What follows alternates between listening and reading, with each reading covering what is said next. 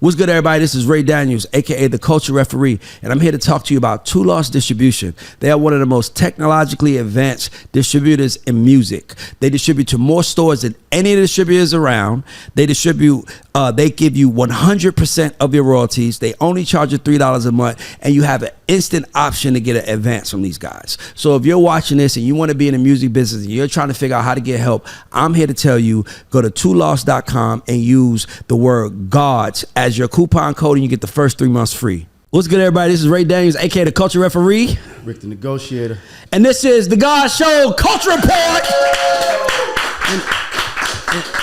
And today's special is going to be called State of the Music Industry. And I didn't think that there was one better person to talk to about the state of the business than this guy. And let me tell you about this guy, first of all. There are people who are in the business because they have relationships.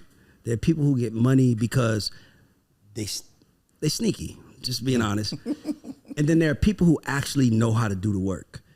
I wouldn't vouch for anybody who I know haven't done the work. And this brother right here, Amir Boyd, has been a get busy, hustling, not complaining, whether he's with T.I., Rock Nation, Universal, wherever he was.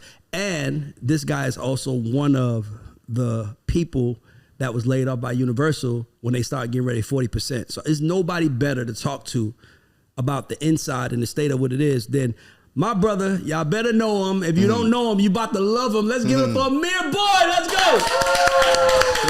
Amir, welcome to the show. Man, thanks for having me. DC in the house. Yes. DC DMV. is in the house. DMV's in the building, baby. Let's go. So Amir. Thank you for having me, man. This is, I think everything is about timing, so it's about time I be here. And you know why? When layoffs happen, I had a lot of people hit me and say, Ray, I want to talk.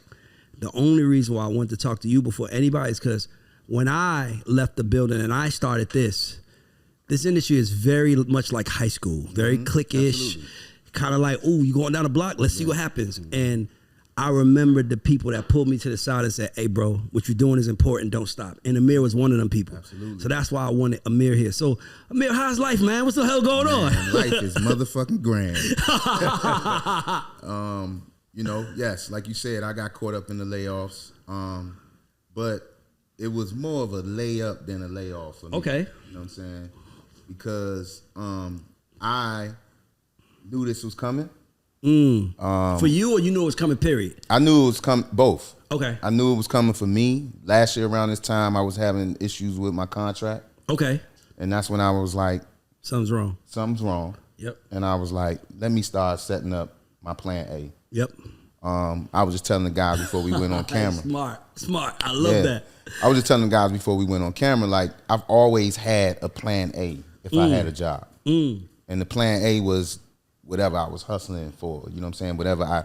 So if I had a job, you know, if I was a custodian, I was doing something else on the side, you feel me? Yeah, for sure. So it was never one thing that I had all my irons in, you know what I'm saying? So with the music business, it was no different.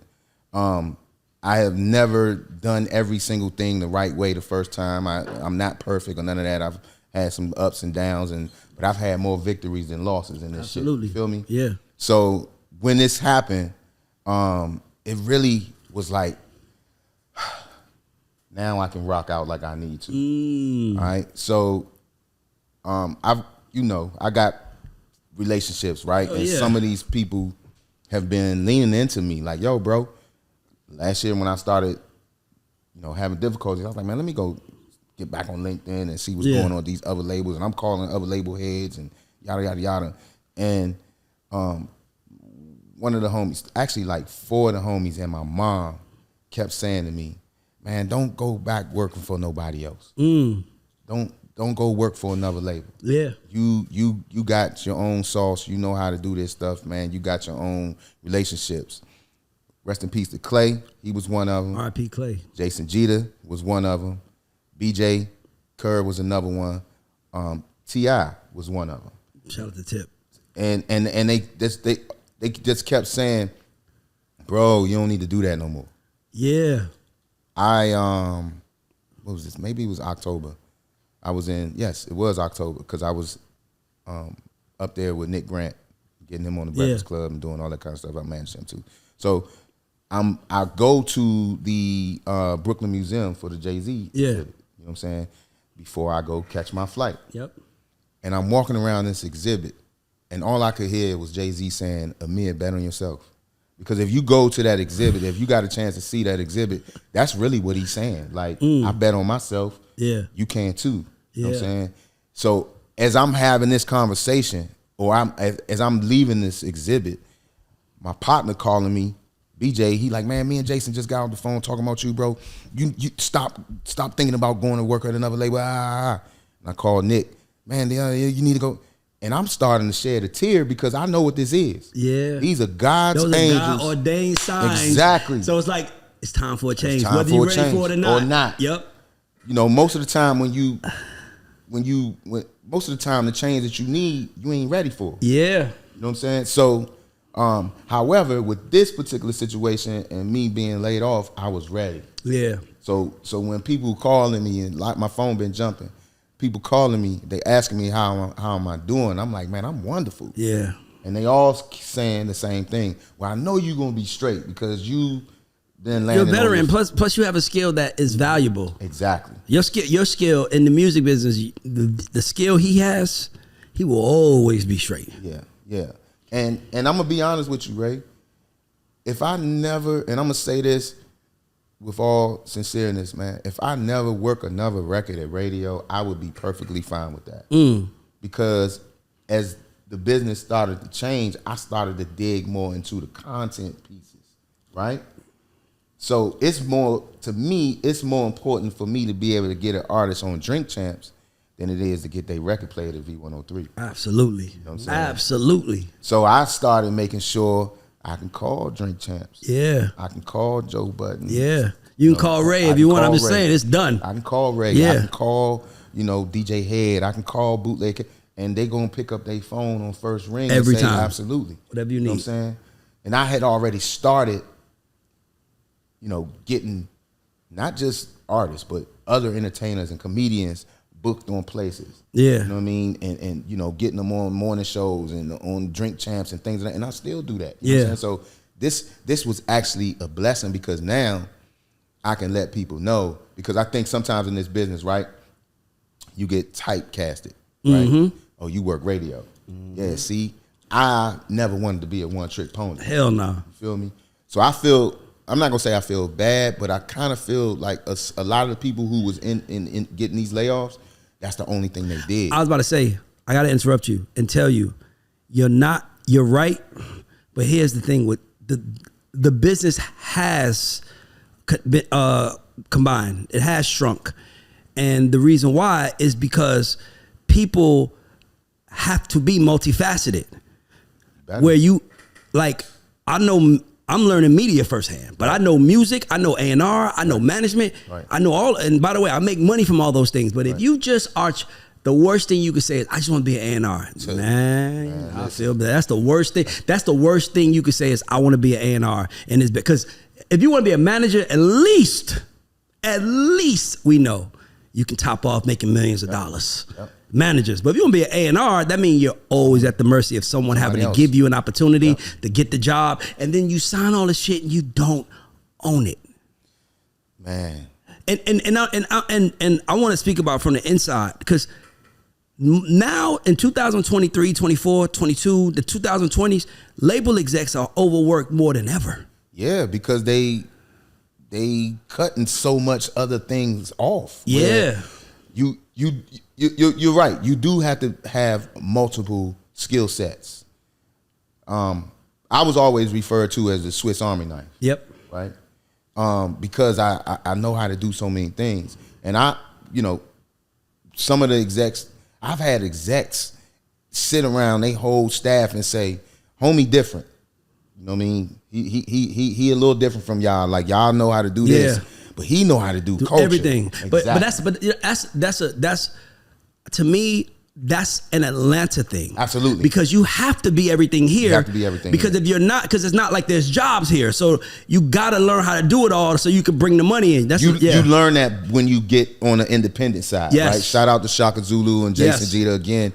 When I was working with them at Culture Republic, I never in my life thought that I would have to put a band together for a late night show. That's crazy. You feel me? Yeah. I never thought, like when I got into this business, that was never in my vision. Yep. Okay, so here we are. We got an artist. We doing Stephen Colbert.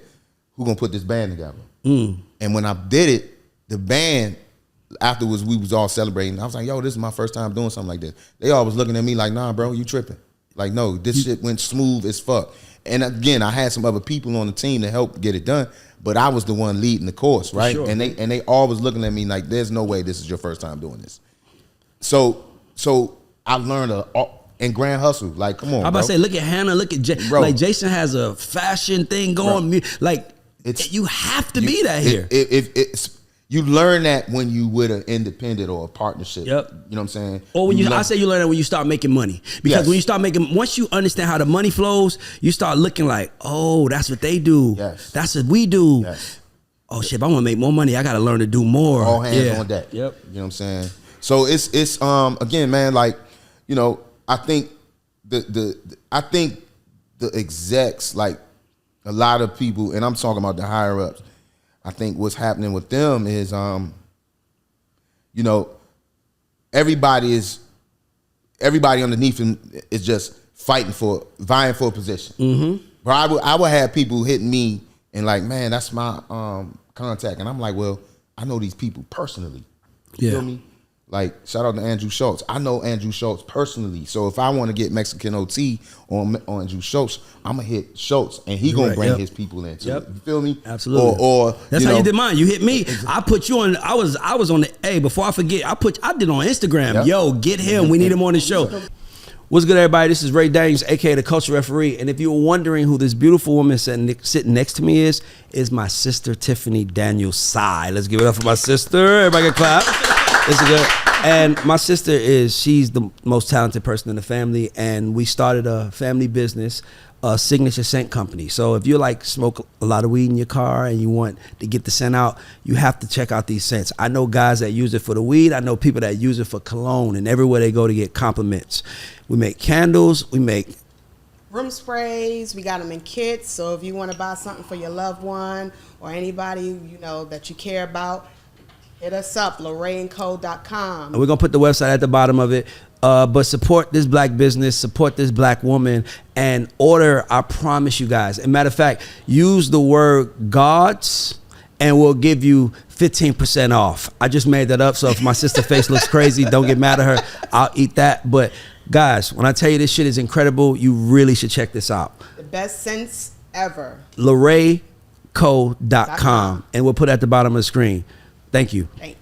To a point where people are getting touchy over contacts now. Bro, I promise you. People for 10, 15, 20 years, but no, that's my, wait a second. Yeah, nah, folks would be like, yo, that's my, like, I already started a conversation with his production team, and I'm like, well, yeah, that's cool, but I know these people directly. Yeah. You know what I'm saying? Yeah. And it's always who got the best relationship in the room. Always who got the best relationship. You, then you make the call. Yeah, exactly. You know what I'm saying? So, and not in a disrespectful manner, but I had to let them know, like, yo, but I noticed that was happening more and more with me, right? It was to me, really, it was kind of like, because again, they want you, these labels, as much as you think they want you to be multifaceted, they really don't. Oh no, they don't. If you come in as a promo person, you are a promo person. You're a promo person. That's our point. That's the problem with the business. Yes. I remember specifically working at Epic, and Latrice was so in with her artists that we was like, why don't they let? I remember I was like, Latrice, like, damn, you damn like an A&R. She's like, I want to do A&R. Right. And I was like, why can't you do it?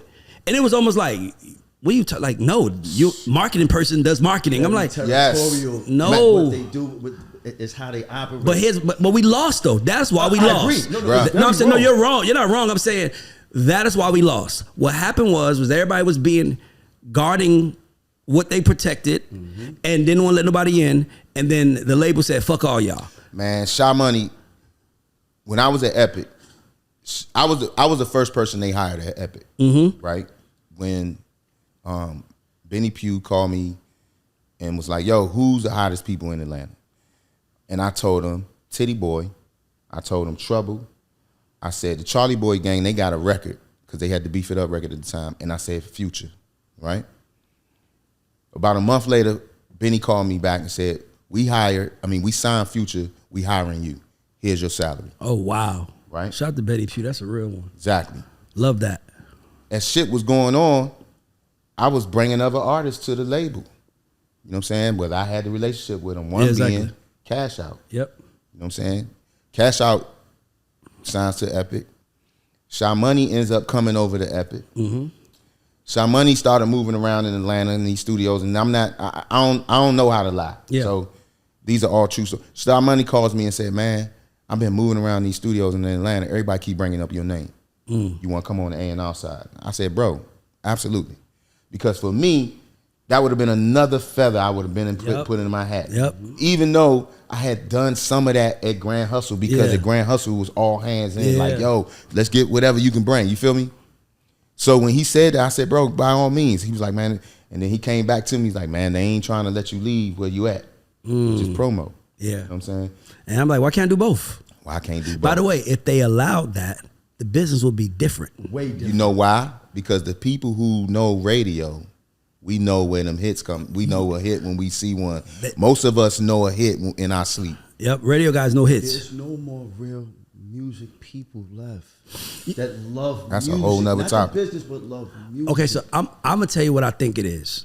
I think the music business used to be like organized crime. And if you were a part of the Iovine family, if you were a part of the Reed family, if you was with LA, you was with LA. You could see Jimmy, but everybody knew who you belonged to. And if you switched, like it was a big deal that Larry Jackson switched from Clive Davis to Jimmy Iovine. That was a big deal because Larry was always a Clive guy. And I think that it should be very mafia like. So it was almost like, this how we move, this how we act, this what we do. And then what happened is that those guys started retiring off, and then they start giving, in my opinion, nerds power. Not nerds the job, but nerds power. So now, what's more intimidating to a nerd when his girl is around? What's the most intimidating thing that can happen to him? A cool nigga enter the room. Now that nigga's like, I don't know what to do. Like, I got to get out of it, bruh. I knew it was going down. I knew the music business was going to happen. I saw it in 2015. When streaming entered, I saw it in 2015. Because when I worked at Epic in 2013, we signed what we wanted. Now, don't get me wrong. You might have a record pop up. We got to go chase. But if we signed 10 things, 8 of them was organic. 2 of them had a bidding war. When I got to Interscope, everything had to have a bidding war. And I was like, hold on. So I can't sign nothing I like. And I signed one thing I liked, and then Joey killed it. It was like, fuck. Now I'm like, what the fuck I'm supposed to do now? So then I go to Warner, and I'm like, taste. A&Rs are nothing besides high-level betters for a company. And they don't make none of that best. They don't make nothing when it wins, and they don't get nothing when it loses besides their job. And they get blamed for all the losses. And then not only that, but here's the thing. Like, at least 15 years. At least 13, 14 years. That's 14, 15 years of seeing each other out, knowing how each other move. I watch your daughters grow up. Yeah, absolutely. You know what I'm trying to say? Like, that's 15 years of that. You can't pay for that. So when Amir needs something, it's going to be way different than another guy calling me from a company, because I don't know who the fuck you are. Who are you again? And then I love asking them what they want. What you looking for? Oh, man, I need boom, boom. I was like, oh. I mean, the relationships, bro. You know, it's so cliche because you hear people say that in almost any business. Relationships. But I have been in this business since 1999 and done radio, retail, motherfucking worked at all these motherfucking labels. Even if I ain't worked for them, they done cut me a check for something. Sure. Got a lot of artist deals, all kinds of stuff. And I haven't filled out a job application since 1999. That's all relationships. I've been in Interscope twice. This is my second time. Shout out to Keenan Johnson, because he came when my initial job on the record side was through Kevin Layoffs, through a relationship I had in Baltimore. You know what I'm saying? Working in radio. My first time at Interscope was through Keenan Johnson. He became a national. he needed somebody to cover the market. Boom, why not me? Right. Yep. This second time I end up in Interscope was I'm walking into a Dave Chappelle show downtown Atlanta, and I see Keenan and Larry Kahn. Shout out to Larry Kahn. Shout out to Larry Kahn. And I'm like, yo, y'all hear y'all hiring? They like, yeah, we are. And the next day, me and Larry sitting in a hotel. He like, do you want to move to LA? And I'm like, hell yeah. My daughter was going to USC. Yeah. So it was perfect. You feel me? And I had been telling Jason and Nick, like, man, we need to move to LA because we was recording so much out there. I started to say, man, I'm gonna end up living in LA. Yeah. So it ended up happening. But all of that was relationship based. You know what I'm saying? Conversations, right? Not being afraid to have the conversations, not even being afraid to ask somebody something about something that they may not even know they needed. You know what I'm saying? That's that thinking on your 2 feet. Exactly. And that's what the business has been built on. Right. Now we don't think on our 2 feet. We chase whatever. If we sitting down, someone's over there, tie shoes, run after it. Bruh, if you know that, the music business is easy. Make noise, they come. Yep. If you ain't making noise, nobody's coming. Just make noise and you come. But what I don't, so I'm gonna just give you a little bit about where I was. So what I didn't understand is, what I don't like about jobs is that they own you. Yeah. And that's what people don't understand. If I started the Guy Show when I worked at Warner, they technically could say that's our intellectual property. Yep. Everything I didn't carve it out in the beginning. Yep. I carved out my business that I have, but the other shit, so while you working there, you can't do nothing. And not only that, they want you in wasteless meetings. Wasteless meetings. Dog, stars know how to be stars from stars. We have no stars. We have no star executives. We have nobody in the room saying boom, boom, boom. This how you. I remember watching LA do it, and I was like, wow, I could do that. Yeah. And then I got to other companies, and they didn't do it, and I was like, and I remember one of them asked me, one of the major companies, one of them CEOs said, "Can I ask you a question privately?" It's like that scene from Drumline. You know, I left Epic to go there. So I get in the room. First question they asked me is, "What does LA know that we don't?" Like, nigga, why y'all ask him? I came over here to do my job. Right. But that let me know I made the wrong decision. That's also probably why I quit a year into my contract, because I was like, they don't want me. I was a. They want the sauce you had. I was a big chess piece on the board that said, look what we doing. Yeah. It ain't even about me. Yeah. Nope. My dog, I didn't do shit. Yeah. And now, dog, let me give you an example. When I worked for L.A. Reid, you can give them a hit on Monday. Yeah. Nigga, that Friday, where the fuck you at? Yeah. When I was at Interscope, not one person asked me about a record. Not one person, nothing. We never played music. It was all data, planning, and that was it.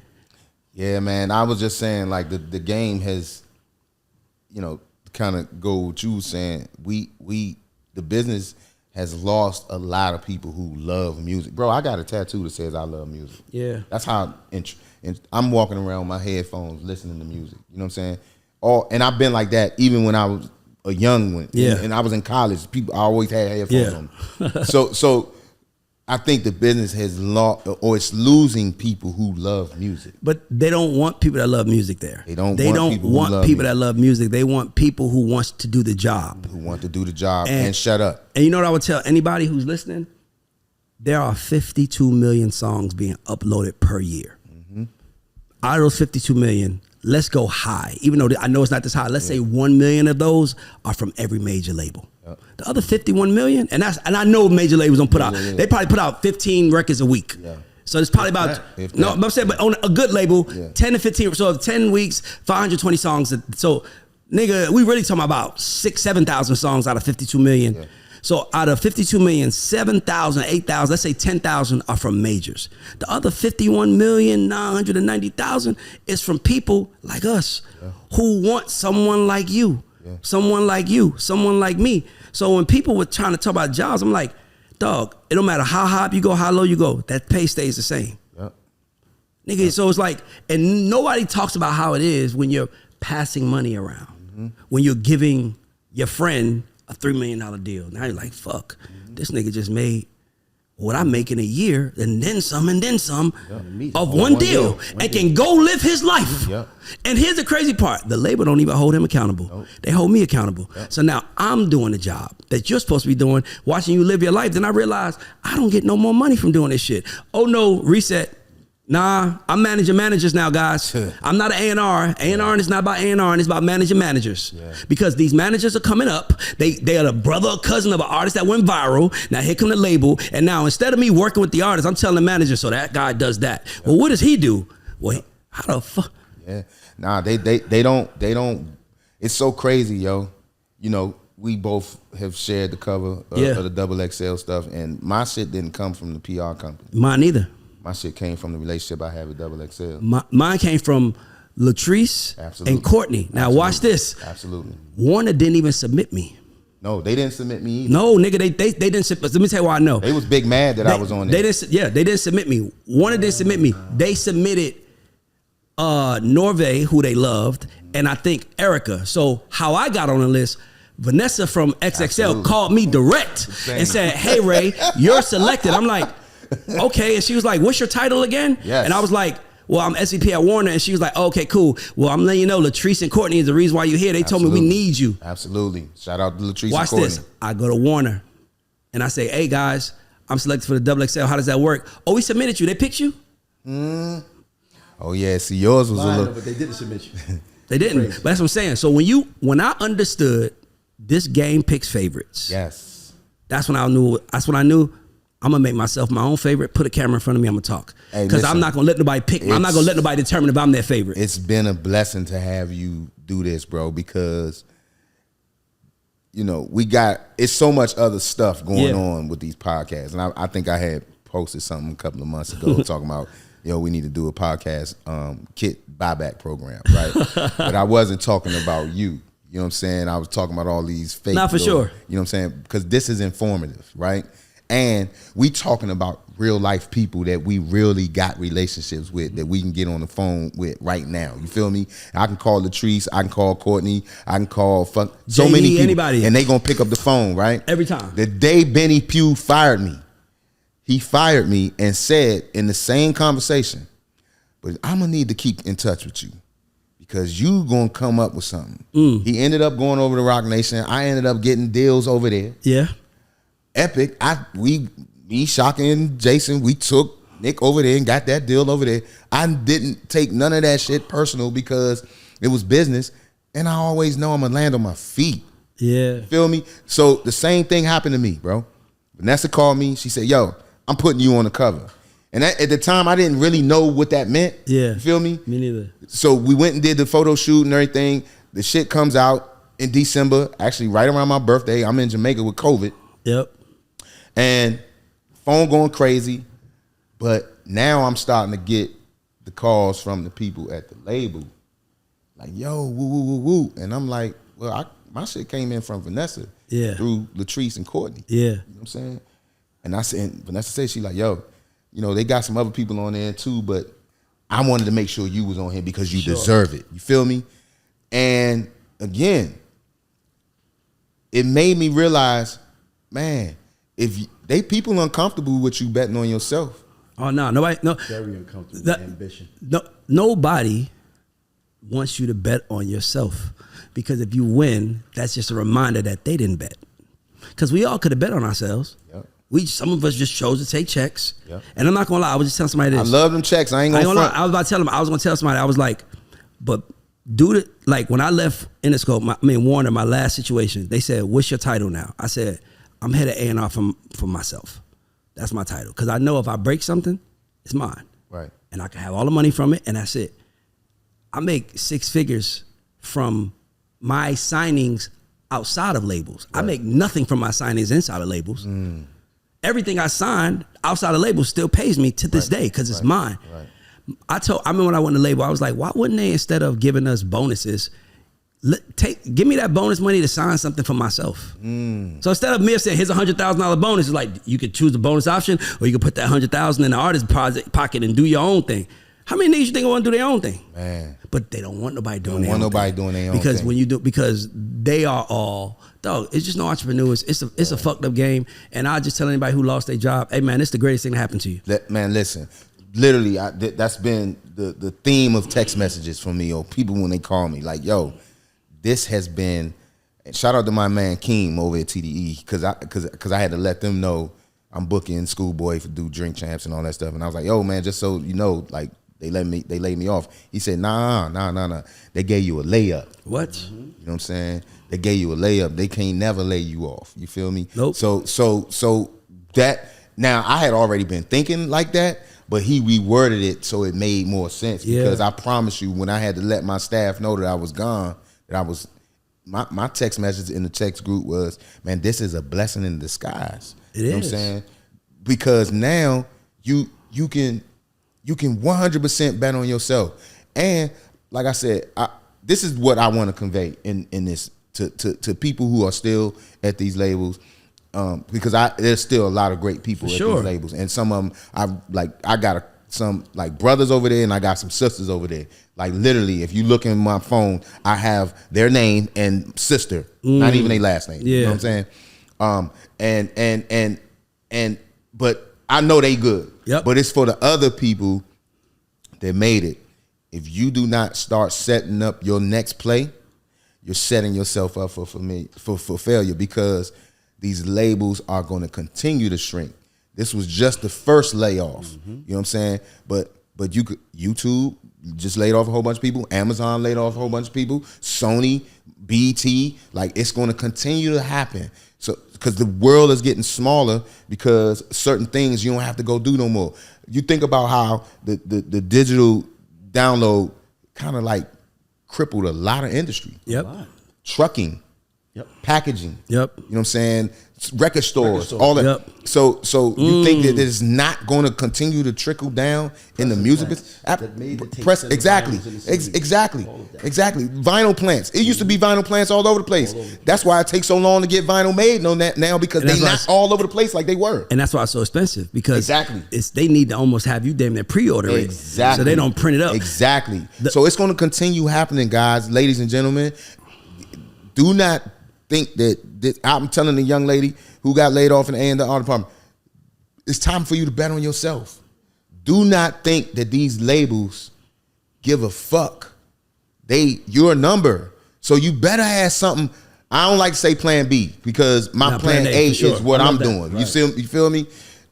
Have your plan A in motion. You know what I'm saying? Don't wait until you get laid off and then you trying to figure out what you're gonna do. And stop being company men.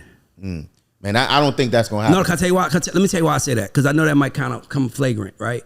What I mean by that is, like, how can you be a company person when you know that the people at the top will cut your throat to save $1? No, not even to save $1, to make $1. To make $1. Like, not $2, yeah, $1. $1. Like when you think about the fact that Universal releases, we made $12.3 billion this quarter, and then the stock prices go up and they say, and we're firing people. Bruh. You talking, but by the way, how the fuck do you think these artists are making it? Listen, bro. Who's the heart and soul of these artists' careers? You will not see no artist say, man, thank me, it was all me. It's them people in them cubicles, them buildings that made that extra phone call, that stayed the extra late, that did the work, and they have nothing to do with it. The most important people at the labels, here's what the music business has told us.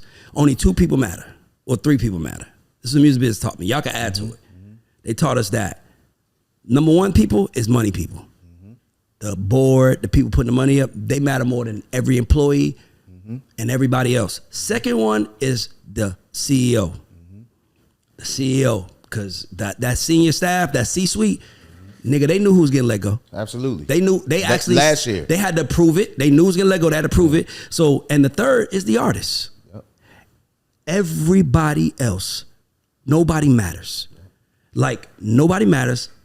I don't care if you are in the promo staff and you got a record, the most ads this week. I don't care if you in the digital staff and you got something going viral. I don't care about none of that shit. In their mind, we can replace you. Absolutely. We can't replace our artists. We need our CEO, and we need these money people. Everybody else, y'all niggas are intermatchable pieces on the board. When I knew that, I'm like, well, I'd be a goddamn fool to give everything to them. Yeah, it takes you to go through it though for you to understand it. You know what I'm gonna tell you what it's like. This is what it means in business. This is what it's like. It's like standing outside the nightclub.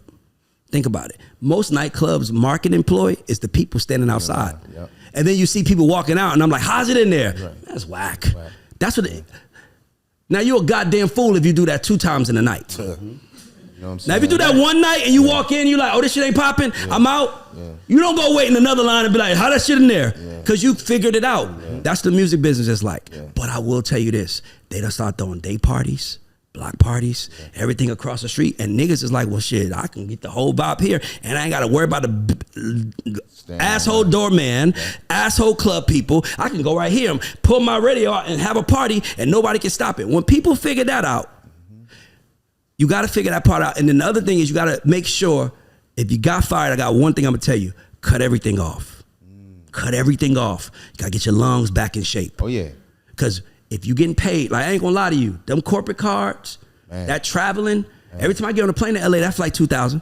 Yep. And the hotels, every LA trip cost me $5,000. Every LA trip. Yep.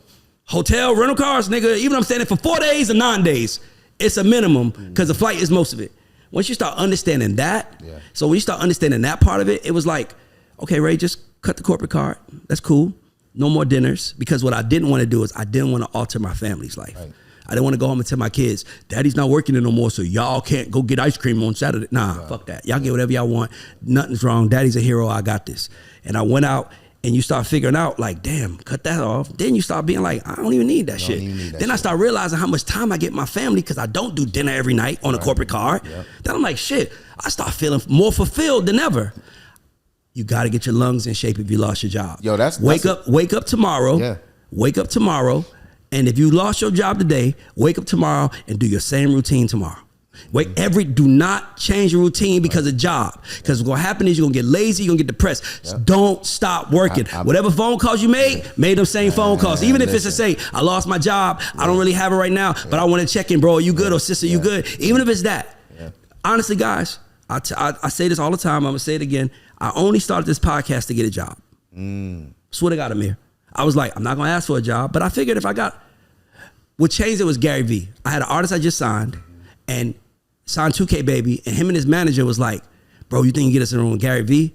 And I was like, what the fuck does he know about music? Right. They don't even know. Right. They know that he cares about people. Right. So I was like, I'm gonna start talking and hopefully build some kind of currency in the creative community that a label comes and says, hey Ray, why don't you come be our EVP? That was the goal. Right. And then I start realizing, I'm like, and by the way, it came. I'm not gonna like I didn't get those calls and got those offers, and it came with conditions. Yeah. We can give you this EVP title, but you gotta quit the pod. I don't wanna do that. By the way, my girl was right there. She's right there. She was right there when I got the call. Yeah. Heard the call on speaker. So it's not like I'm making it up right there. So I got offered, and then it was like, all right, let's do it. And then it would be like 4 months to go by, you don't hear nothing from them. Then I was like, that's the devil trying to slow me down. The minute that I said, I'm gonna embrace this shit, because I was in purgatory for a year and like 2 or 3 months. I was in purgatory. I didn't know if I was in the music or media, and I wanted to be in music, but it felt like they was treating me like a media guy. I asked Nicole with Circo. I just did a deal with Interscope. It's gonna be announced soon, and in that deal, Nicole was like. And I kind of snapped at her. I ain't gonna lie to you. She was like, Ray, I just wanna let you know you killing it. We love what you're doing. And I'm like, man, can we not do that right now? Right. What's the problem? I'm like, I'm one of y'all. I don't wanna talk about that fucking podcast. That's my only option right now. Right. And they was like, oh, my bad. I was like, but you're great at it. In my mind, I thought they was playing me. Cause like, if I'm so fucking good, why y'all not fucking with me? I can't be that good. I'm good over there. Right. It's like when you tell a fat girl that you're not my type, but you're a beautiful soul. Right. You don't want her, nigga. Just because you don't want her, she ain't your type. Yeah. Tell her the truth. Maybe she might go, but she gonna go lose weight. You know it. She gonna go in that gym, lose that weight. Then you're gonna be like, hey. She'll be like, fuck you.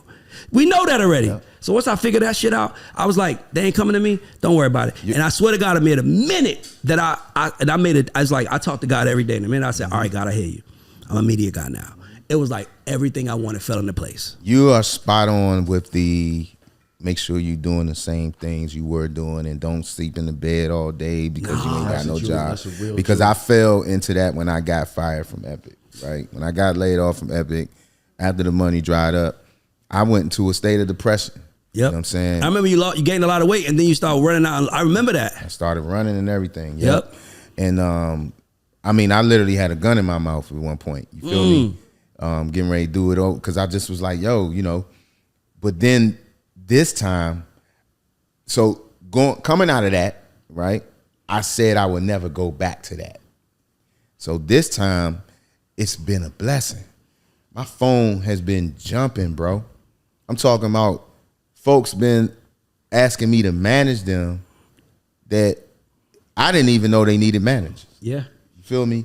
And people are believing in me because they know I got all of this bag of tricks. And they know and all you're doing now is doing it for them and you rather than doing it for them for a check. Exactly. You just get paid last. Exactly. That's why I say get your lungs up because you got to be ready to run because sometimes they're going to push you to see how far can you go. Yeah, how much money do you got, nigga? Exactly. Take a couple, I'm going to take 3 weeks to get back to you to see how you respond. Yeah. It's a fucking dog-eat-dog world. Hey, folks are believing in me even more so than I somewhat believed in myself. You feel me?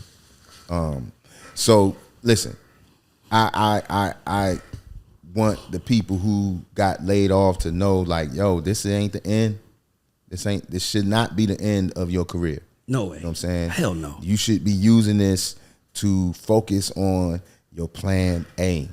And you may or may not. I put out here the other day, I'm never going to work for another major label. Me neither. Like when I go into another major situation, it's going to be me taking an artist in there getting a deal. It ain't going to never be them giving me a corporate card and me working for them and they being controlling about what I have access to. We got 19 meetings this week. Bro, be prepared. I'm cool. Yeah. I'm cool. Me. I don't need to do. I'll be 50 in December, bro. So I'm not about to be in somebody's system like that again. You feel me? You won't be owned. Nah, I'm not doing that no more. I got enough years of experience. And trust me, whatever I don't know, I am not too big of an ego to go learn. You feel me? Or admit that I don't know it. And bring some younger people around me and show me That's where it's always been. You tell them what you know, they tell them what y'all know, and y'all build together. That's how it's always been. Absolutely. So I don't want. I think, and again, I'm talking to some people who lost their job. People hitting me like, man, the way they did this was dirty. You know, I was there for 26 years, or I've been there for 5 years, and this is the first time I ever got laid off, and yada yada yada. Man, listen. I've been there. When I decided to take this job at Interscope, I said to myself, this is going to be a 5-year run. I got 7 out of it. 7 is the number that means what? Yep. Completion. God. Yep. Exactly. That's God's number. Yep. So I got what I needed out of it and some. And I went in there and went to, if I had an artist itinerary and maybe I set something up at BET with him in New York, and he was going to Spotify and he was going to SoundCloud, I went to all of them meetings. Came out of there with contacts. Got to. How you doing? Got to. You know what I'm saying? Got to. Like, you know what I mean? I ain't just going in and just was like a flower on the wall or a part of the entourage. Nah, B. I went in there with intent to come out and see who the decision maker was. Yep. Got their phone number. I might even got the front desk lady phone number. Yep. You know what I'm saying? Speak to everybody. Speak to everybody because I knew this was coming. So now they're going to be like, oh, yeah, you were so woo, woo, woo. Yep. I got this going on now. Can you help me set this up for my artist, for my whatever? Like, those going into them spots was intentional. So I hope that everybody who got laid off, and I know some of the people have because they've been telling me, but especially for the younger people, you should have never put all of your eggs in one basket with this shit. I hope that you got some relationships that can take you further than you were being at the label. Agreed. Because that's the part that you gotta learn. You know what I'm saying? Because you think about it, everybody that's in these labels, the execs, you know, Nicole, W, everybody, shout out, I love them all. But they didn't get to where they are by being a one trick. Hell no. Nicole's a lawyer and now she's a A&R, like all Absolutely. That. You can't. You've got to do more. But you know this, so I have a couple questions for you. First thing is for the people that don't know, how does the layoff come directly to the person? Like, do you get an email saying? Oh yeah, you get an email saying come to my office. For me, who's the email from? Is it HR? Is it? No, it's not HR. It's in Interscope, I can say it was I don't know his title, but he been there forever. Yeah. You get an email. Actually, because I knew it was coming, I got an email. Hold up, let me tell you. Let me get go ahead. Shit. I knew it was coming on Wednesday. Yeah. I left LA Tuesday night to come to Atlanta. Smart. A group that I managed, PSC. Yep. Had a listening playback at Pandora. Yep. There's no way I was going to not be at the. Of course. Right. I knew on the flight. Plus, that's your future. That's right. I knew, and the music is amazing. Shout out to PSC. I knew on the flight that I was going to be laid off the next day. So my mom been telling me I had discernment since I was 14 years old. When she said that to me, I didn't know what it meant. She said, go look it up. I had one of them kind of moms. Yeah. You know what I mean? Go look it up. Go look it up. Once I found out, I start like. Position yourself. Yeah. Exactly. Standing in it. Exactly. Yeah. So I knew that I was going to get laid off from the flight that I took, 10:50, to landing in LA at 6 in the morning. Atlanta, 6 in the morning. I knew that I was going to get laid off later on that day. Got you. We have a system. On Tuesdays, we would, on Wednesdays, we would have one-on-ones, myself, Keenan, and then the rest of the staff. We call them one-on-ones to go through their market. Yeah. As we doing this, I think the first person in, I get an email. Yeah. Said, can you come to my office at 12:30 PST? Now, at this time, I'm on the East Coast. Yeah. So I knew what was about to happen. And then other people started getting the same email from the same person. So I was like, hey, it's about to go down. Yeah. And I said, you know, at this point, we get another call from a label head a department head who got laid off. And I was like, yo, this the day. We knew this shit was coming. You feel me? And just like I said it, all of us started getting laid off. I had to email him back and say, I'm out of town. Yeah. Can we do it over Zoom? And we get on the Zoom, and I'm like, listen, I know what this is. Exactly. Like, you know what I mean? Now, I ain't gonna front. They I was under contract. I would say you're gonna get. So that's another thing. A lot of people who are under contracts are okay because you get paid out for the duration of your contract. Absolutely. It's those people who get 6 week severance and got to figure it out. Those ones you feel bad for. Yes, exactly. And the 401k and you know, vacation and all that. So you got a minute to figure it out. But I say this to I think the most important thing that I want to say here is they knew this shit last year. And that's the second question. The next question is, what does it say that? Because I ain't gonna lie to you, I'm gonna just say her name. When I heard Brenda got let go, well, I knew that was coming. Nigga, if you anybody in the business knows Brenda Romano, like that is. She probably knew too. Because but she is the most. She's the queen of radio, nigga. Like pop radio, nobody's bigger than Brenda. She is the foundation of Interscope. Bottom line, like she is the Step Johnson. Yes. If Step stayed in the game another 15 years, how Step was Jimmy right hand man, she was. So when I heard Brenda, here's the question: what does it say to the game that labels are saying we don't need radio departments, we don't need publicity departments? What is that saying to the world? Because that's the real message.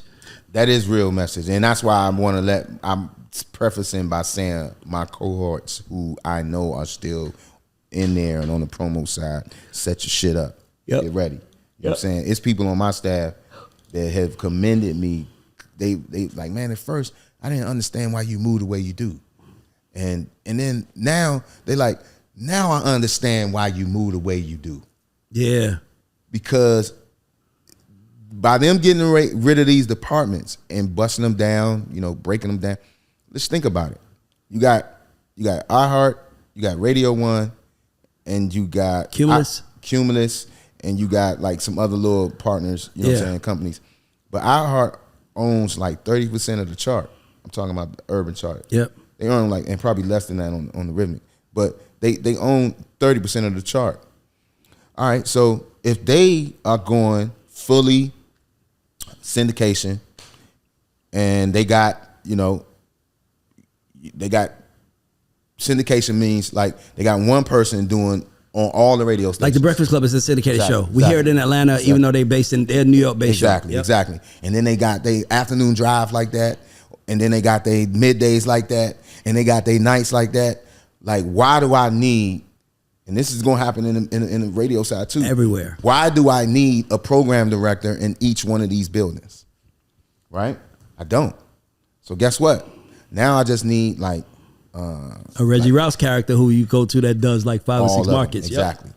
And so guess what? Now that means the label looking at like, shit, well, if that's the case, why do I need a staff of 8 people on the promo team when it's really only 3 or 4 people that you need to talk to get a record played? Exactly. And not only that, I don't need a guy in Chicago no more because the Chicago station is syndicated. Exactly. So that's now I just got to talk to the guy in Atlanta, and now it's all handled. Exactly. Everything is getting shrunk. Yes, yes. The game is shrinking, and if you're not paying attention, like I told people, they was like, what has the Grammys been like this year? I said, the last year and a half has been the biggest amount of party. Yes, I agree. And fear. Yeah, in the same time. Everybody's happy because we're making money, but everybody's like, something about this shit don't feel right. Listen, I promise you, this Grammy week, party and panic. That's what I would say. I had an amazing time at the Grammy. Yep. I also said, man, I'm about to swipe my motherfucking head off.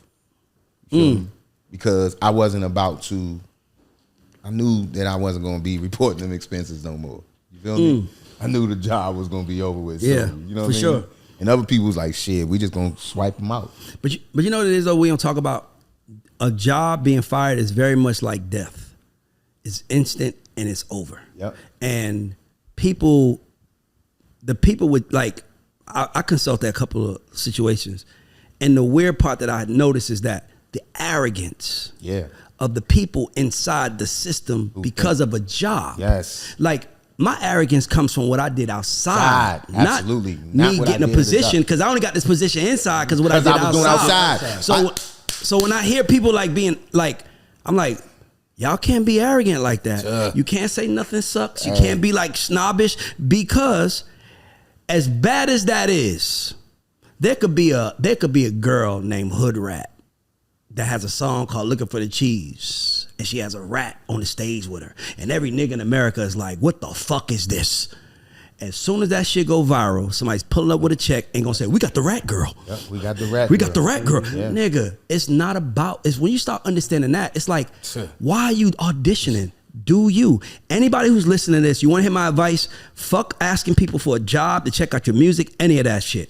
Get better every day. Yes. Because if you're better, it's going to show in the music. Everybody's watching. They're going to come to you. It's no different from the NFL or the NBA, right? You know, I'm a big sports guy. A lot of the stuff that I talk about is generated around sports to some degree, right? Mm-hmm. So we know Jerry Rice, right? Yep. We know Walter Payton. Yep. We know Steve McNair. Yep. All small black schools. Yep. You know what I'm saying? And it's a lot of that happening. Same thing in the music business. If you hot enough, they gonna come find you because they got nerds who go find that kind of stuff. And speak like us. Dope. Yep.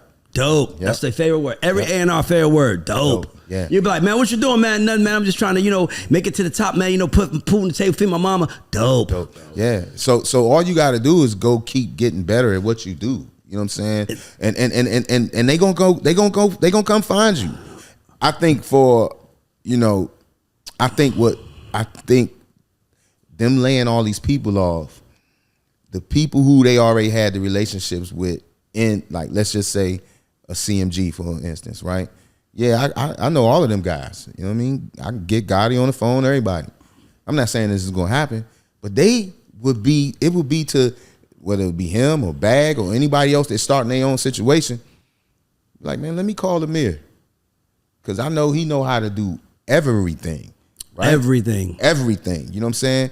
Let me call blah, blah, blah. Because I know she know how to do everything. That's what's going to start happening. And it's going to give the independents back the leverage. Because let's keep it a buck. Motown was independent. Yes, it was. You know what I'm saying? LaFace, everybody all that shit was independent. And all they did was go grab people who knew what the fuck they was doing. Or had passion for it. Or had a passion for it. That's what LA and Face did. Shanti Das had passion. Had a passion she didn't know for she it. was going to be a legend. Right. She was just passionate about them and everything getting else. shit done. Yep. You know, somebody called me and they was like, man, what, you know, a potential client called me and said, yo, what, you know, how do you feel about things? Like, how do you feel about the business? I said, man, I get a kick out of seeing things go from 0 to 100. Yep. If it's already popping, I can't get no credit for that. Yep. You know what I'm saying? And not only that, they like, see, I just got to give you props because you are really that deal. And appreciate you, brother. Nah, seriously, like, it's weird that these young people who are coming up are not being trained to understand that. Man. They understand your role is to get better. Yes. Your role is not to chase checks. Yep. Your role is to get better, because if you're only chasing checks, you will run out of checks to Absolutely. chase. And if you're getting better, then you'll always have an opportunity because you're better. And we don't. And Benny Pugh would always say this: there are no Oldham gray black men in this game. Nope. Like, we have a expiration date. Yep. Unless we become that nigga and you can't expire us. Yep. I'm gonna leave this shit on my 2 feet the way I want to. Yep. No label's gonna tell me it's over. Yep. Bye. See you later, Ray. Yep. It was good, nigga. I came home to this. Yeah. Nah, you listen, bro. We can exchange flowers, because sure. I think when I saw you doing this, I said, he getting ready to start talking truth. He getting ready to start telling people how this shit really go. And a lot of us in these positions could not wait. We couldn't get on here because it was like, you know, I want to talk, but you know what I'm saying? You know what I'm saying? But we would be in the comments, or we hit that motherfucking like button. That like button is enough for me, because I already know your boss probably looking like, you like what he said? Yeah. Did you hear what he said about me? Exactly. Motherfucker, hey, why don't you call me, brother? Hey, listen. So we see you, we believed in you, we see it, we feel it, and thank you for this, bro. Because, you know, there's a lot of misinformation, and you cutting through all of that shit, bro. And I'm glad you said that, because when I started this, I knew it was gonna be trouble, but I was like, I'm gonna be on the right side of history. Yeah. So I'd rather be the guy that you knew you was gonna be a disruptor. I it's hard for me. Like, if I'm sitting in the room and Amir's talking, or Rick, I'll shut the fuck up and let them talk. Yeah. Cause I've seen them put in work. Yeah.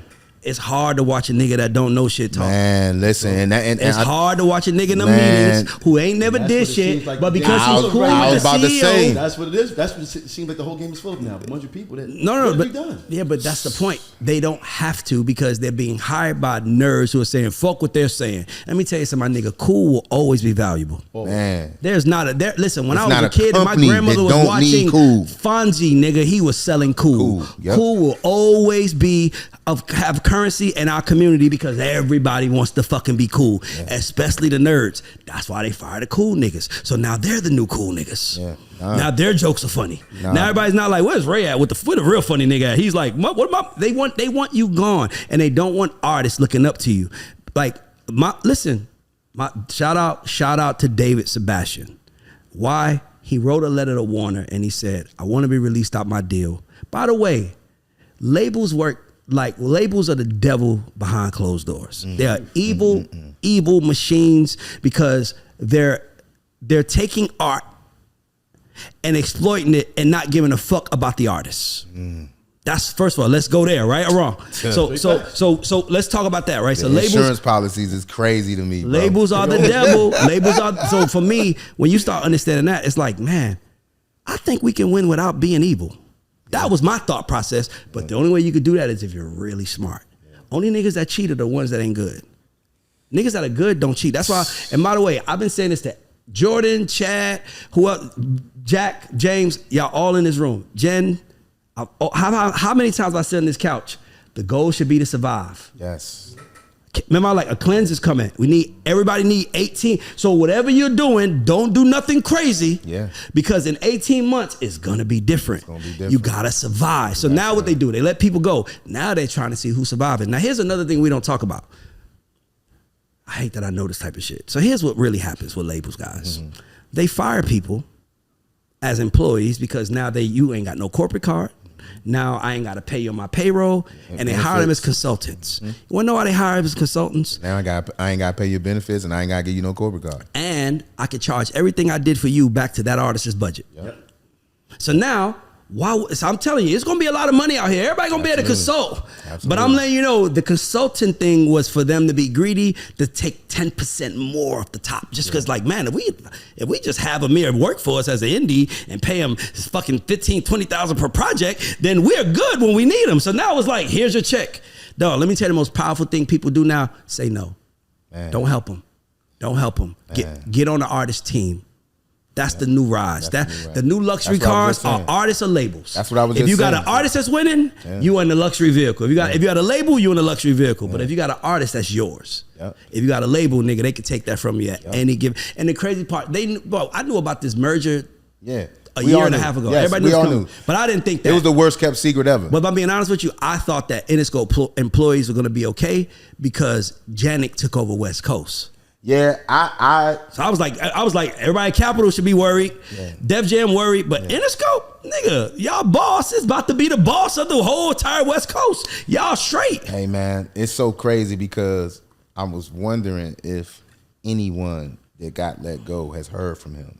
And I know the answer to that. But listen, this was the worst kept secret in the music business. Yeah? Yep. You know what I mean? Folks, managers and it wasn't even coming to me inside the building. It was coming from managers on the other side or people who got partnerships. It's like, yo, man, y'all about to get laid off anyway. Like, you know what I mean? So when you start hearing that shit, and again, I got discernment. I already knew this shit was coming. But when you start hearing it and it becomes, because it's not a rumor if it's true. Yep. That's right. You know what I'm saying? It's that's some shit right there. Don't tell me it's a rumor, nigga. Is it true? It's only a rumor. Wow, that's powerful. It's not a rumor if it's true, yo. So when I started hearing it, yeah, you thinking it's a rumor. But when I started seeing it, they cut our budgets. Yep. Right? And look, my staff had 8 people on it. They didn't want to make me the VP. I was like, oh. And couldn't even tell me why. You know what I'm saying? And then, it gave me some more money, but it's like, but because they know you make me a VP and I'm living in Los Angeles, it's a certain amount you're gonna have to pay me. Yep. You know what I'm saying? So we not about to do that because we can ready to let you off. Yep. You feel me? But you can have a little bit of more money. We ain't about to give you that VP minimum that you gotta have, or that SVP minimum that you gotta have by living in Los Angeles. So once you start to see shit, if you just walking around like this and acting like you don't see what's going on, man, that's on you. However, for me, again, and I can say this till I turn blue, I saw this shit, bro. I saw it. Mm-hmm. I started paying attention to the tea leaves like, oh. And then, again, I had people. The nigga Tip told me, he said, bro, you a fucking disruptor. Me, him, and Jennifer Drake was on a call probably about a year ago about doing a deal. And I'm saying, Tip, this ain't it. Like, different labels are good at different things. Yep.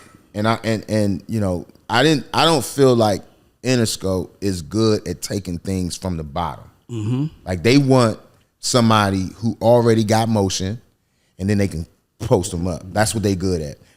RCA is great at R&B. R&B. You know what I'm saying? Exactly. R&B, black urban pop music. Exactly. RCA, nobody's better. Def Jam was great at culture. Def Jam may not sign no acts, but guess what? They party or whatever they have, everybody was trying to get in that shit because it was going to be popping. You know what I'm saying? Each label does. Columbia, good at pop shit and rhythmic shit. Like, but so we was talking about something and I was like, man, this ain't the label for that. I'm telling Tip this. And he said to me, man, it sounds like you just over there paying your bills. Woo. And I said, Tip, to be honest with you, that's what I'm doing. I said, because this ain't the place. He said, man, you a motherfucking disruptor. You need to get out of there. He said, you need to get out of there as soon as possible. He said, because how'd that make you feel? It made me feel one or two ways. It made me feel 2 different ways. One, it made me say, how this nigga in my head, right?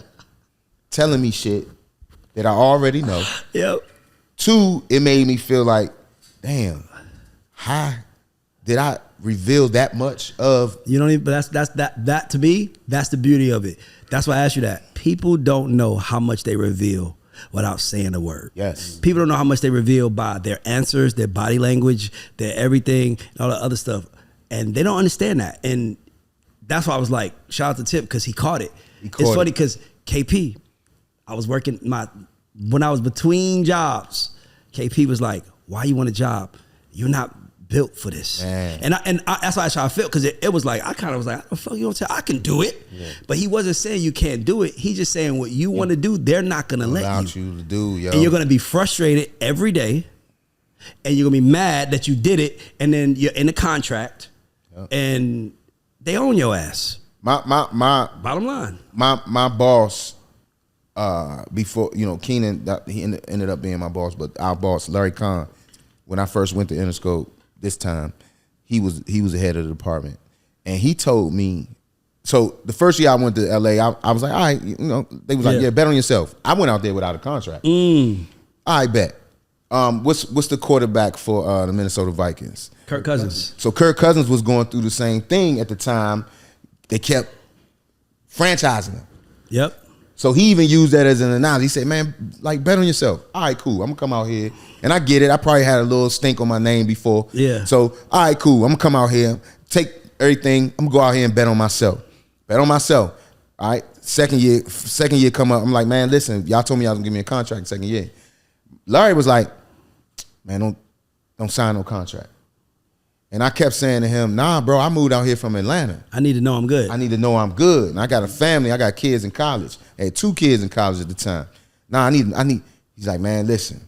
He said this shit to me. He said, every day you come in my office, I feel like you getting ready to tell me you resigning. He said, something tells me that you're going to come in my office one day and tell me LeBron James hired you to run his media company or Nike hired you or some shit like that. He was like, so don't sign a contract. Now, had I not signed a contract, I would have been fucked right now. But I understood what he was saying to me. He was saying to me, bro, he told them, y'all not using him the right way. Yep. You know what I'm saying? So because he started saying that to me, I knew whatever I was doing the right thing. Yep. On the side. Yep. In the front, pause. In the front though. Yep. I knew whatever I was doing. Because he knew. Yep. But he wasn't about to say, yo, you hot. He just was like, keep doing what you doing because somebody is going to say to you, bro, we need you to run our media department. We need you to run our marketing department. We need you. Because he knew that I was better than just getting a record played. Yeah. You feel me? And not only that, if I got passion to do more, why not? Can't I? Right. Why not? Dog, that's why Steph Curry my favorite player. Because he brought the famous saying was you can't win a championship with jump shots. And he was like, I don't know who the fuck y'all thought this was, but I'm going to win. And now centers can shoot jumps. Now centers are shooting threes. That's all Steph Curry. He changed the game being himself. Absolutely. And to me, if you're not, but shout out more importantly to Steve Kerr and Mark Jackson for allowing him. To do. Because how many players don't reach their greatness because a coach is like, this is my system. Yeah. Yeah, but that might not work for me. Everybody ain't Phil Jackson. Everybody ain't Michael Jordan. You know what I'm saying? Well, I'm going to follow your system. But I just watched this shit change, and I'm like, is anybody not paying attention? Bruh. This shit is switching. Like, y'all not realizing that we're not signing anything that we like? Bro. Listen, we impacted 8 records at radio last year. Yeah. Bro, that's an all-time low. We used to do that month. What? Bro, hold on. Y'all only impact 8? Shut the fuck up. For the year, bro. Like, to me, that was the clue. Oh, this shit getting ready to come to an end. How many records you think Def Jam put out last year? They did it. No. It's less than 5. Putting out is way different than impacting. Yes. Putting out, Def Jam will let you put it out. We just paid the producer fee. Right. They had 3 records that impacted. You know what I'm saying? But impact means, here's a budget, go. Yes. We impacted 8, bro. I've been in labels where we might have done 8 in 2 weeks. Can I ask you a question? Is that including the Jid record? So, because remember Barry's family. So Barry called me the Jid record came out a year, and then it hit its viral moment. It came out 2 years ago. Yeah, they hit exactly. And then it started having a viral moment at the end of last year. Yep. They went for it on Rhythmic. Now I'm saying, Yeah, we went for it 2 years ago, but let's go again. Yeah. Mind you, when Barry called me, I was like, hold up, you got to convince them to go for a viral record that everybody is on, that turned into a tour now with 21 and Jit, and I got to, y'all should want that record. He did the late night show off a record that he had put out 2 years ago that we indeed get top 20 because we had this conversation with Barry.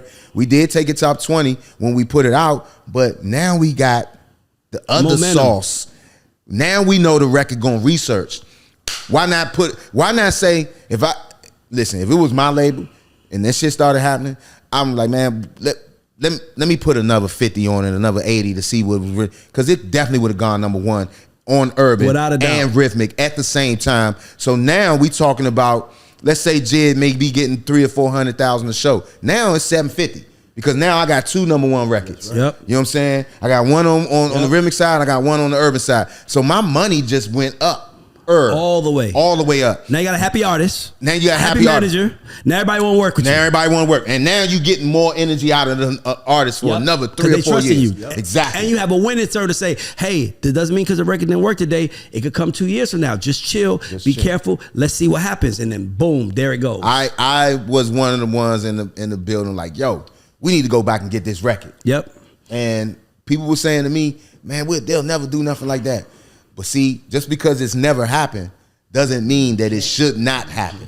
You know what I'm saying? And I think a lot of times but I'm about to say that's a chance to educate the PDs. Absolutely. That's a chance to say, hey, we know we went 2 years ago, but look, guys, it's showing his head. This is a chance to show what radio can do. We already see what the internet can do. Now what can radio do? And now we're trying to figure out how to do that. And that's the key. A lot of them stations was putting that record back in, bro. Yep. And that's what I'm saying. Because what we know is black women run culture. Yes. Yep. Period. Yep. Yes. If the black women ain't doing the challenge started with some Asian kids. Yep. But once it got to them black women, it was over. It was over. So we know black women run culture. Black women was running that. Guess who listens to radio?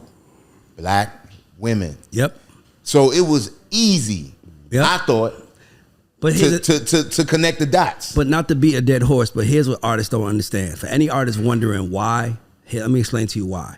Because radio costs money. Absolutely. You have to buy ads, you have to impact. Absolutely. So if I'm making, let's say if I'm making $300,000 a week from this song, because it's a hit viral, you ask me to put another $400,000 in radio to get it to maybe 400, but radio makes artists famous. Superstars. Radio is how you become. The Baby is a superstar because he was on the radio. Glorilla became a star because of radio. Yeah, absolutely. And then you got artists like NBA YoungBoy who don't have radio, who's a cultural phenomenon. Right. But about NBA YoungBoy, probably why would his label go to radio for him? Yeah, just get that little nigga $20 million a year. He gonna make you 40, and then we ain't got to do nothing. He gonna put the music out. He gonna go viral. So when people start asking that, I just want to make sure people understand this is a very high level conversation. This is the highest level conversation I've had on this show about business, because we usually don't reveal the business. But the reality is that it's a new day, a new time, and if you don't need capital, you don't need none of that. You just, if anybody's watching that lost their job, this is what you should do. Post on your social media right now, I know I'm the guy that the labels hire, so you should hire me. Absolutely. And I'm gonna do it for cheaper. Absolutely. You'll have fucking 25 clients immediately because everybody's trying to figure it out, and everybody's trying to figure out how to break. And if you know something, then that's your advantage. Your value. Man, my phone been jumping. You hear me? I ain't gonna lie, it was like mine was too. You know what it felt like? It felt like that. Everybody ever seen Independence Day? Remember when they had that alien ship that nobody knew about? Then he said, all of a sudden it's working now. Yeah. That's how I feel for me. All of a sudden what Ray said is right. Man, listen. I'm a Virgo, my guys. phone been jumping, bro. And I'm talking like, you know, it made me stay extra. I was going to leave Atlanta Saturday. I had planned to leave Atlanta this past Saturday. And when me and you had the exchange, I was like, all right. And he told me, and I hit him. He said, Wednesday. Since Wednesday, bro, I mean, since I got here, because that happened on Wednesday. I mean, they laid us off on Wednesday. Man, my phone been jumping about opportunities. Like folks saying, and listen, I'm taking all meetings, but I can tell in the first 5 couple of seconds of this meeting if this is a money meeting or this is just so I can say I sat down with Amir. You feel me? Yes. You know what I'm saying? So I'm able to deviate between the two. And listen, the money meetings, I haven't had the money meetings yet, but they can't wait for me to get to them. You feel me? And I'm the same way. I'm in my mind right now. I'm like, damn, do I want to stay in LA? Do I want to move to Dallas? Do I want to move to Houston? Do I want to come back to Atlanta? And I got artists here. They really want me here. You know what I'm saying? I got an artist in LA. He really want me in LA. And at the same time, I'm like, man, I got to pray on that. Yeah. You know what I'm saying? It'll reveal itself. Exactly. It'll reveal itself. Something will reveal itself. But my overall point is, like, you know, if you know some shit is about to happen, I use Waze, right? Yep. And Waze always tell you where the police at. Yep. But they also tell you where the potholes at. Yep. So the police, I already know, I can see them. Yeah. You know what I'm saying? Potholes you necessarily can't always see. They tell you where the potholes at, bro. So if you know where the potholes at, then you know to get over. Exactly. Pothole coming up. Pothole coming up. You know what I'm saying? So I was waiting. I was using Waze. It was telling me the pothole was coming. Speaking of potholes, we just gave everybody the blueprint to avoid them on this show. Exactly. If you pay attention, by the way, we don't talk enough about how some people are not built for this. That's true. The music business is easy because it's just people reacting. Yep. And if you can't make it in this, that means you're not paying attention. And if you want to win in this shit, paying attention is the number one quality you must have. Yeah, because that also entails that you are detail oriented. Yes, you have to be. So when you said, I saw this a year ago, mind you, I've been saying this for the last year. Survive, survive, survive. Because I'm like, bro, they're about to call us back. Yep. But they need us to be different now. Yep. And I'm cool with that. I just ain't gonna work for nobody. I'll consult all day. I'm not working for nobody. Yeah, but I just gotta, obviously we gotta wrap it up. I just wanna say this. Yeah. Bro, we love you. Yes, thank you. You that nigga. And I'm gonna give you a piece of advice. I'll get on Calendly right now and I'll charge $500 for 30 minutes to an hour. And every street rap label dope boy nigga trying to come up, they need to be lining up to talk to you. It's happening. No. I'm saying, but they all need to know. Yeah. Because you are a label yourself. Yeah. You can A&R, you can promo, you can market, you can do all of that shit. So you're A&R, you're a label by yourself. By the way, I feel like that about myself. I feel like I can A&R, I can market. Yeah. I got my own shit. Yeah. So you are a label. And for me, I just hope that nobody offers you a check to go back inside, because how the fuck are these young black kids gonna know that they could be Amir if Amir is quiet? Man, listen, bro. And Amir can't be quiet because these kids need to know you exist. Because every kid is weird, because when you go look at them NBA, like you like sports like me, go look at them NBA coaching teams. Yeah. The black players the black coaches are always ex-players. Yep. Vin Baker, Sam Cassell. Yep. Who the white guys? Yep. You know who they are? They were guys that just started early in that world. Yep. Like they tell black kids, you gotta be able to dunk to do this. They tell white kids, you don't have to be able to dunk, you could be his agent. Yeah. Why we ain't telling black kids, you can be an agent, you can be a coach, you can be that. And for me, the only way to do that is by showcasing coaches. Yeah. So for me, that was the goal. But by the way, so before I start, I want to say shout out to our sponsor, shout out to Two Laws Distribution. You should definitely get in their registry, because there's a lot of people on that label that need you. Less. Shout out to Toten Carry, shout out to KLH2O, and also shout out to Yoko Vodka, and shout out to anybody that watched this, man. Like, subscribe, share. We everywhere. Tell a friend, tell a friend. The only way we're gonna be able to keep shit like this going is if you tell a friend to tell a friend to tell a friend. Absolutely. And that's how we take our narrative back. And then people like us being in more power helps everybody like you being in power, because we more like y'all than we in them. Absolutely. Why you think we on the couch talking? Nah, man, I appreciate y'all, man. This has been dope. Anytime you need me. Oh, no, we're going to bring you back. Yeah, I just had to get this part out, because they don't know what you know yet. Yeah. They don't know the history, the calls you made, the history you've been a part of. We got to get into that. Yeah. But bro, I just want you to land on your feet, Absolutely. Nigga. I'm already on my feet. By baby. the way, we flying I want here. you to fly. Yes. I don't want you to land on your feet. We flying over here. I'll never forget when I left Warner, L.A. Reid called me. He said, "Are you okay?" I said, "I'm okay." And he said, "I said, but you should call them and ask them. Are they okay?" Cause I'm in a speedboat now. Nigga, they are on the way to they are a power boat. And the Titan and the iceberg is right there. Bro, it's been so many product managers. They might not hit the iceberg, but they gonna dump. Sir, we gonna hit the iceberg. What should we do? Bro, dump the promo department, dump them all. We need room to turn. They just throwing niggas off the boat now. It's product managers over there that made it through. That's hitting me like, yo, I can't believe. Scared and enough. they like, yo, you was the one that was getting us. Blah blah blah blah blah. Hey man, come on, I got an invoice. And the last thing I'm gonna say, and we're gonna wrap it as this: bet on yourself. Bet on yourself. If you believe, if you are out there asking to be an A&R, asking to do marketing, asking to be in radio, asking to do that, you can do it your damn self. Yeah. You don't need no one to do that. So instead of asking for a job, bet on yourself. Bet on yourself. Said Amir. Yes. This is the Culture Report. We are out.